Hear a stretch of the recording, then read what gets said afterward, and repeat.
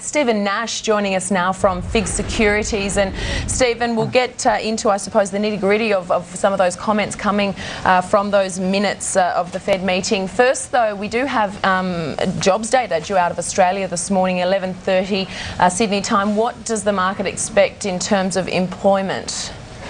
Well, in terms of markets really focusing on the unemployment rate, any move upwards in the unemployment rate will be viewed as a key indicator towards a possible rate cut in November. I think the market may get itself a little bit carried away with this particular reading because we do have the CPI coming up later in the month. I think that's really going to be the most important piece of data.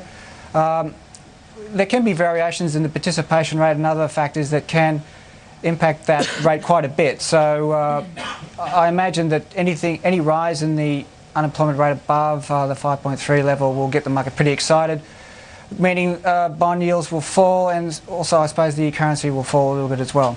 Yeah, I mean, we saw the Aussie dollar surge overnight. In terms of the market this morning, bonds, what are we expecting to see? Are we seeing impact from that?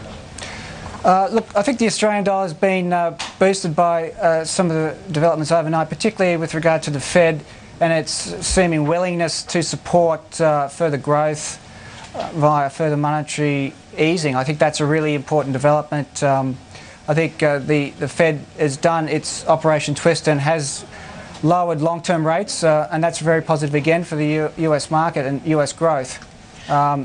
But I think there's more to come, and I think that's the prospect the market's focusing on now. Do you think that that will support some further risk taking? We saw some increased risk overnight, but some suggest that that really wasn't investor risk appetite returning. In fact, it was more, I suppose, to do with the FX markets buying out of the Japanese yen into the US dollar. Look, I think the market is approaching very difficult levels in terms of the equity market trading range. We've gotten to the top of that. Could it break out? I think at the moment it's going to be quite difficult for it to go much further on the upside. I think there's a prospect of a recovery in equities, but it's going to be a pretty rocky road. So the idea is that we're going to have lower average equity returns going forward and larger volatility. So not particularly a great story for equities going forward, I think.